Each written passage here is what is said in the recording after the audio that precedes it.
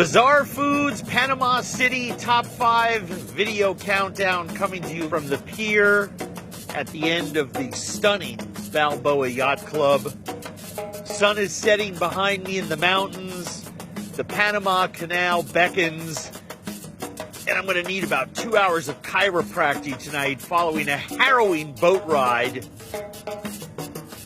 back from a small island where we had a lovely fish barbecue. Without further ado, let's get right to it. Number 5, lunch at Donde Ivan. I had the mayor there. I had crocodile ceviche. I had a beautiful twice-cooked iguana. Bacalao fritters. We laughed, we cried. We enjoyed everything that Rio Bajo has to offer. All of the Afro-Caribe food that we ever wanted to try, and fantastic company. And Ivan is just, what can you say? He's got the gift. No wonder he is such a famous culinarian in this part of the world. Number 4, so hard, but I'm going to have to go with the day that I spent with Emilio Ho.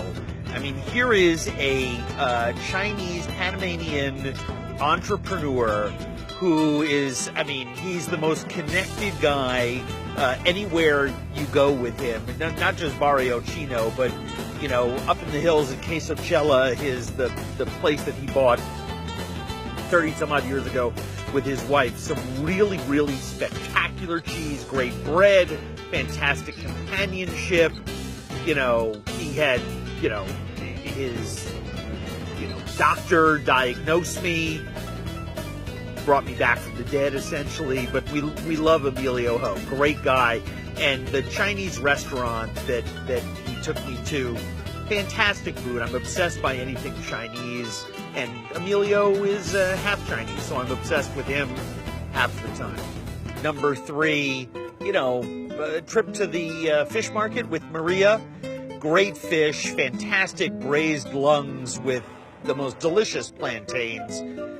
But that lobster ceviche, really a lobster salad with just a little bit of lime and chili and just a hint of mayonnaise, was about as yummy an experience as I've had in a long time.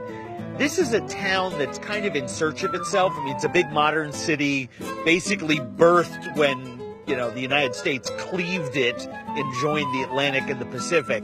But one trip through that market and you are convinced that there is a national sense of culinary pride here that's really extraordinary. Number 2, it's, got to be our little afternoon with Yuli in Chorrera and his wonderful tonics and elixir. Seriously, this guy is selling a drink called the Mattress Breaker. Delicious. It's got a gorgeous custard apple puree, a lot of ice, delicious. All kidding aside, nothing happens from the waist down, but he's selling a ton of them, I think, because of that.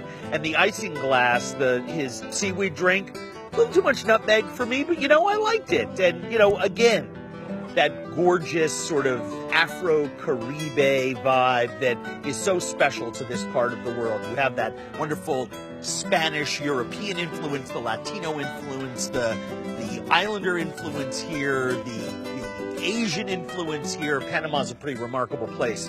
Lots of culture clashes, but creating a pretty frothy mix. I liked it. Number 1, it's always the last day. What can I say? We have fun every day out here on this show. So the thing that always impresses me the most is whatever I just finished doing. Heading out to the islands, fishing, spending the day on the water with good people, going to a small island, frying up our catch, taking a dip in the ocean.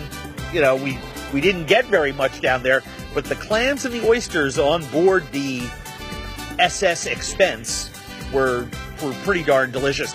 And we had an underwater videographer that was wearing a life jacket and couldn't take his camera, more than a couple feet below the surface. You don't see that every day. Anyway, Panama City, a wonderful, wonderful, under-the-radar sort of mecca for anybody who enjoys the sun, the surf, and the sand, but wants a big-time city to back it all up. Come on down. I'll be waiting for you.